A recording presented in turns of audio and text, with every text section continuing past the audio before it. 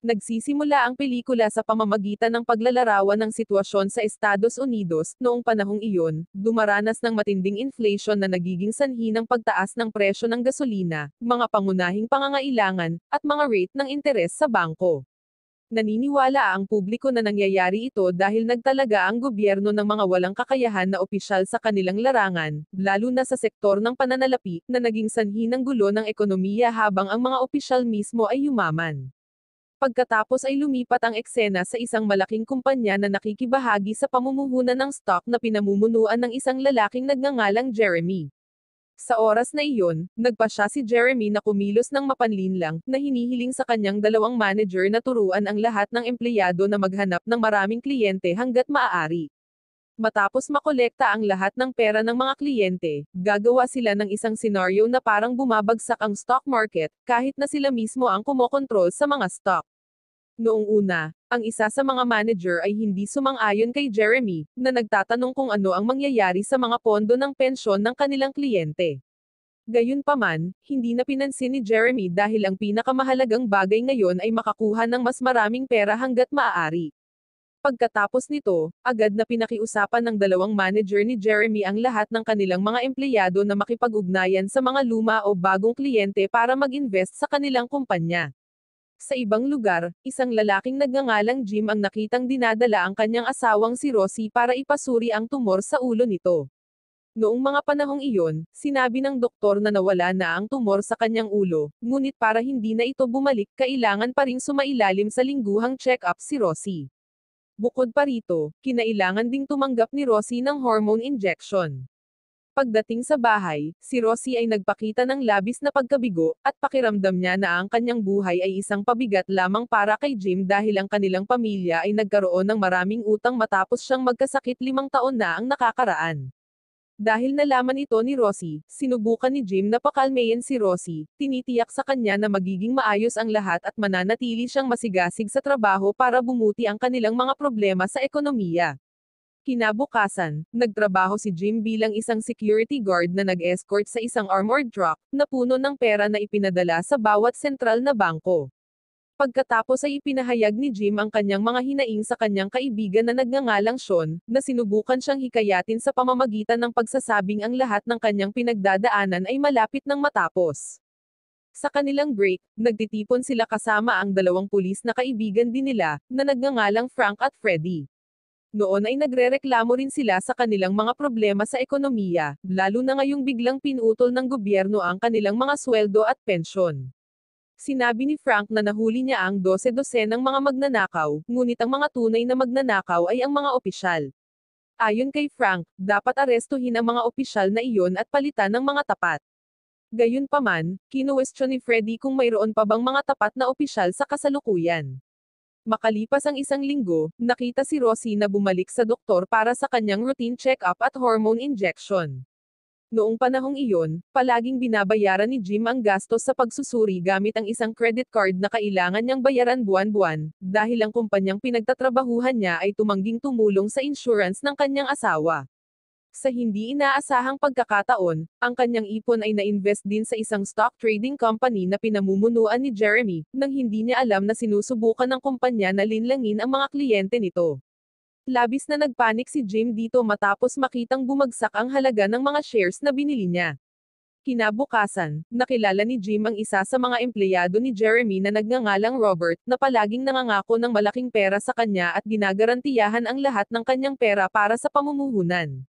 Si Jim, na nagsimulang magtiwala sa kanya, ay humiling kay Robert na mag-withdraw at ibalik ang kanyang pera bago tuluyang mawala ang mga shares. Ngunit sumagot si Robert na hindi maaaring kunin ang pera sa pamumuhunan hanggang sa napagkasundo ang oras. Tiniyak din ni Robert kay Jim na tataas muli ang shares ng kumpanya sa loob ng ilang linggo. Nang marinig ito, hiniling pa rin ni Jim kay Robert na i-withdraw kaagad ang kanyang pera, ngunit nagmamadaling iniwan siya ni Robert. Noong gabing iyon, nakita ni Jim ang kanyang shares at napagtantong pinaglalaroan lang siya. Dahil dito, agad na nakipag-ugnayan si Jim kay Robert, at nang sumagot siya, sinabi ni Jim na ididemande niya sa korte ang kumpanya ni Robert dahil maliwanag na pandaraya ito. Kinabukasan, pumunta si Jim sa isang abogado na nagngangalang Patterson para maayos ang kanyang demanda sa korte.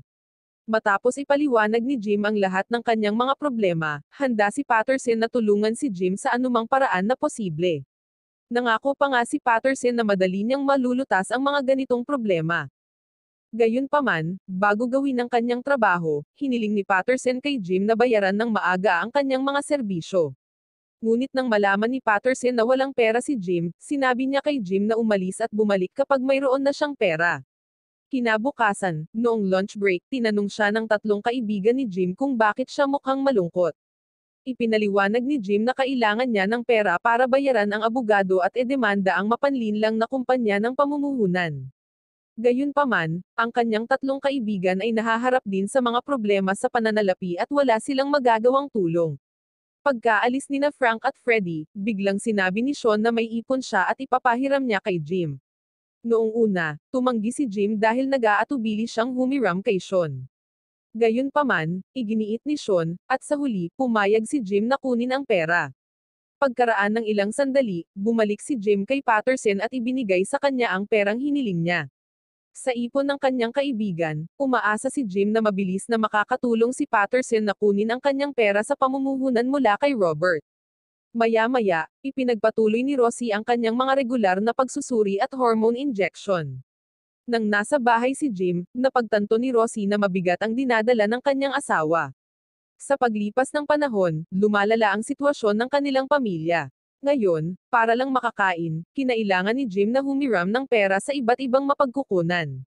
Isang araw, tumanggi si Rosie na pumunta sa doktor dahil alam niyang hindi na ito kayang bayaran ni Jim, at ipinakita niya sa kanya ang tumataas na mga bayarin sa bangko.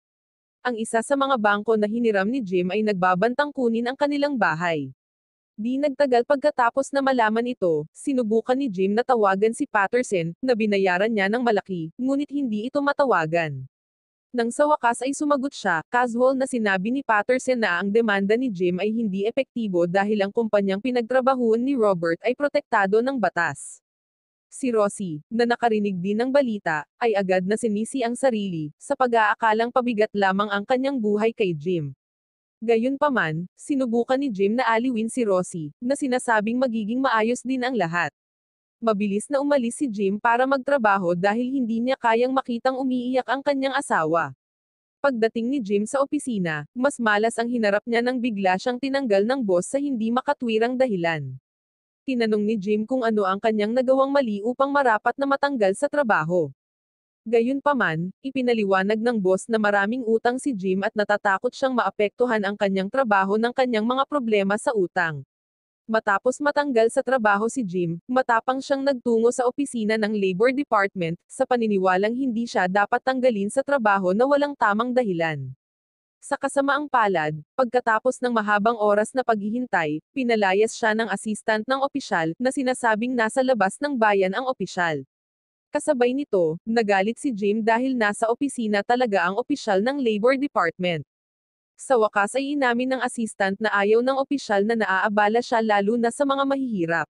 Samantala, si Rosie, na patuloy na sinisisi ang kanyang sarili, sa wakas ay nagpa siya na gawin ang hindi maisip upang gumagaan ang pasanin ni Jim. Sa madaling sabi, nang umuwi si Jim, nakita niya ang kanyang singsing sa kasal kasama ang isang sulat mula kay Rosie. Agad na umakyat si Jim para tingnan si Rosie, ngunit laking gulat niya nang makitang wala ng buhay ang kanyang asawa. Ang pagkawala ni Rosie ay ang pinakamabigat na dagok para kay Jim. Sa panahon ng paglilibing kay Rosie, hindi na napigilan ni Jim ang kanyang mga luha, na minarkahan ang punto ng pagbabago para sa kanya upang humingi ng hustisya. Sa una, pakiramdam ni Jim sa kanyang buhay ay ganap ng nasira, kaya araw-araw siyang uminom ng alak. Hindi na rin niya sinasagot ang mga tawag ng tatlo niyang kaibigan na gustong kumustahin siya. Isang gabi, habang gumagala ng walang patutunguhan, hindi sinasadyang nakita ni Jim ang mga opisyal ng Labor Department na nakikipag-party sa mayayamang tao. Ilang sandali pa, lumabas ang isang opisyal para tumawag sa telepono. Lumapit si Jim sa opisyal at tinanong kung bakit hindi niya sinusuportahan ang mga mahihirap. Sa hindi inaasahang pagkakataon, mayabang na sumagot ang opisyal na hindi siya kumikita ng pera sa mga mahihirap. Pabalik-balik na itinulak ni Jim ang opisyal, dahilan para mabundol siya ng taxi at mamatay. Nang makita ito, mabilis na tumakas si Jim sa isang tahimik na kalye. Sa madaling salita, ang balita ng pagkamatay ng opisyal ng Labor Department ay malawakang tinalakay sa iba't ibang media. Sa kabutihang palad, itinuring ito ng pulisya na isang regular na aksidente lamang. Dahil dito, nangako si Jim na papatayin niya ang mga opisyal na nagnakaw ng pera sa bansa. Nagsimula ang kanyang plano sa pagbisita sa isang tindahan ng pahayagan upang maghanap ng impormasyon sa mga utak sa likod ng katiwalian ng gobyerno. Kinabukasan, mas malas ang hinarap ni Jim nang dumating ang mga kinatawan ng bangko at ipinaalam sa kanya na kailangan na niyang umalis dahil kukunin na ang kanyang bahay sa loob ng 24 na oras. Walang pag-aaksaya ng oras, inimpake ni Jim ang lahat ng mahahalagang gamit niya, kasama na ang sniper rifle na itinatago niya sa lahat ng oras na ito. Pagkatapos nito, nagpa siya si Jim na lumipat sa isang murang apartment kasama ang natitirang pera na mayroon siya. Pagkatapos ay nakatanggap si Jim ng isang tawag sa telepono mula kay Sean at sa kanyang dalawang kaibigang pulis. Sa kalaunan, sinagot ni Jim ang tawag at ipinahayag nila ang kanilang matinding pag-aalala para kay Jim dahil hindi pa niya sinasagot ang anumang mga tawag mula nang mamatay ang kanyang asawa. Niyaya nila si Jim na magkita sa dati nilang tagpuan. Gayunpaman, may malaking pinaplano si Jim at sinabi lamang na kailangan niyang mapag-isa sandali. Hindi nagtagal, nakipagkita si Jim sa isang ilegal na nagbebenta ng armas.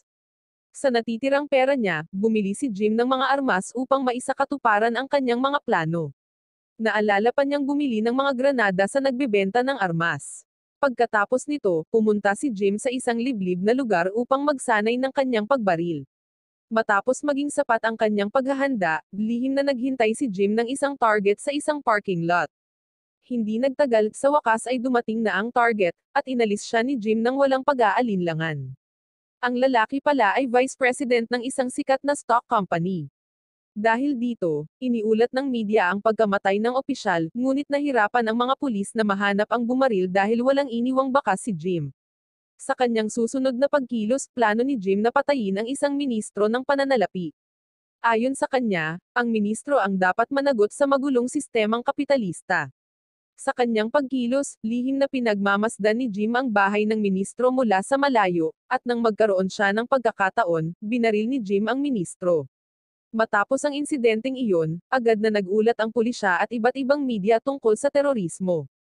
Napagpasyahan nila na ang mga opisyal sa sektor ng pananalapi ay kailangang mag-ingat dahil tila may gustong pumatay sa kanila. Nang gabing iyon, kumilos muli si Jim, sa pagkakataong ito ay inalis ang isang opisyal na namamahala sa lahat ng mga sentral na bangko sa Estados Unidos. Bukod pa rito, alam ni Jim na ang taong ito ay madalas na gumagawa ng mga patakaran na nagdulot ng pagdurusa para sa mga tao. Pagkalipas ng 2 araw, si Jeremy, ang pinuno ng mapanlinlang na kumpanya ng pamumuhunan, ay nakaramdam ng takot matapos marinig ang maraming ulat tungkol sa pagkamatay ng mga opisyal sa sektor ng pananalapi. Dahil sa takot na baka siya na ang susunod, hiniling ni Jeremy sa kanyang mga tauhan na kumuha ng matigas na bodyguard para protektahan siya. Kasabay nito, sa wakas ay pumayag si Jim na makipagkita sa kanyang 3 kaibigan sa kanilang karaniwang tagpuan. Napangiti pa si Jim sa mga biro ng kanyang mga kaibigan sa unang pagkakataon. Tinalakay din nila ang kasalukuyang terorismo na nagta-target sa mga opisyal ng sektor ng pananalapi. Nang marinig ito, inamin ni Jim na siya ang pumatay sa kanila at nagplano pa na patayin ang mga opisyal mula sa mapanlinlang na kumpanya ng pamumuhunan na nanloko sa kanya. Dahil dito, nagtawanan ang 3 niyang kaibigan, sa pag-aakalang biro lang ang sinabi ni Jim. Kinabukasan, nagbalat kayo si Jim bilang janitor sa investment company ni Jeremy. Ginawa ito ni Jim upang pag-aralan ang layout ng gusali. Araw-araw, pumupunta doon si Jim hanggang sa nakabisado niya ng husto ang lahat ng silid sa opisina ni Jeremy. Isang araw, habang naglalakad sa labas, aksidenteng nakasalubong ni Jim si Robert, ang lalaking nanloko sa kanya noon. Walang kahihiyan, inalok ni Robert si Jim ng isa pang pagkakataon sa pamumuhunan, iniabot pa ni Robert sa kanya ang isang bagong business card. Noong gabing iyon, nakipag-ugnayan si Jim kay Robert, na nagkunwaring gusto niyang i-invest ang kanyang pera, na sinasabing nanalo siya sa loto. Nang marinig ito, agad na hiniling ni Robert kay Jim na makipagkita sa kanya sa opisina kinabukasan at pinaalalahanan si Jim na dalhin ang kanyang pera. Pagkatapos makipag-ugnayan kay Robert, pumunta si Jim sa isang liblib na lugar upang magsanay ng kanyang pagbaril, na naramdaman ang pagbuti ng kanyang layunin. hindi nagtagal, pumunta si Jim sa isang bakanteng gusali sa tapat ng opisina ni Jeremy, inihanda ang kanyang mga bala para patayin ang mga manloloko. Kasabay nito, naglakad si Robert patungo sa opisina, at binaril siya ni Jim. Matapos patayin si Robert, binaril ni Jim ang lahat ng empleyado ni Jeremy na nanlilinlang sa mga tao noon pa man. Upang takpan ang kanyang mga trap, sinunog ni Jim ang kanyang sniper rifle sa pinangyarihan. Pagkatapos noon, nagmamadaling bumaba si Jim at pumasok sa opisina ni Jeremy sa pamamagitan ng pagdaan sa exit door. Sa pagkakataong ito, nagsuot ng maskara si Jim upang isagawa muli ang kanyang mga aksyon. Pagdating sa itaas, walang pag-aalinlangan na inalis ni Jim ang lahat ng natitirang empleyado ni Jeremy. Nagpasabog pa siya ng ilang granada na dati niyang binili sa illegal arms dealer. Pagkatapos silang tapusin, umakyat si Jim sa itaas na palapag upang harapin si Jeremy. Sa proseso, binaril si Jim sa kamay ng isa sa mga gwardya ni Jeremy, ngunit sa kabutihang palad, napatay siya ni Jim. Kasabay nito sa ibaba, dumating ang mga pulis at isa-isang hinalugog ang bawat kwarto sa opisina. Samantala, sa wakas ay hinarap ni Jim si Jeremy, na ngayon ay nag-iisa. Pagkatapos ay tinanggal ni Jim ang kanyang maskara at tinanong kung bakit napakalupit ni Jeremy na linlangin ang mga tao para sa kanyang sariling kapakanan nang hindi nakaramdam ng pagkakasala. Sinabi ni Jeremy na ang lahat ng opisyal ay palaging gumagawa ng maruruming bagay upang makakuha ng maraming pera. Sa 1,000 opisyal, isa lang siguro ang tapat sa taong bayan dahil hindi sila yayaman kung hindi sila manlinlang ng mga customer o kliyente. Kasabay nito, nakita ni Jim ang mga pulis na papalapit sa itaas na palapag. Kaya naman, hinamon niya si Jeremy sa isang tunggalian. Kung sino ang mas mabilis na makapagpaputok ng baril ay mabubuhay.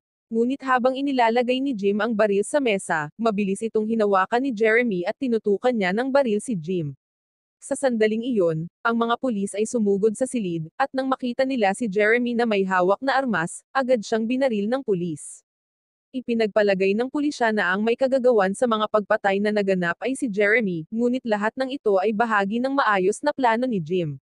Ang mga pulis, sa pag-aakalang biktima si Jim, ay mabilis na dinala siya sa ibaba para sa medikal na atensyon. Nang ibinaba si Jim, sa wakas ay napagtanto ng kanyang dalawang kaibigang pulis na totoo ang sinabi ni Jim sa kantin. Gayunpaman, hindi nila siya isusumbong sa batas dahil ang mga pinatay niya ay mga magnanakaw na protektado ng batas. Pagkatapos ay umalis si Jim sa eksena, at pagkatapos na alisin ang lahat ng mga tiwaling opisyal sa sektor ng pananalapi, nanumpa siya na e-target ang mga tiwaling abogado, hukom, at lahat ng maruruming opisyal sa gobyerno. Wow naman! Doon nagtatapos ang pelikula mga idolo, salamat sa inyong panonood.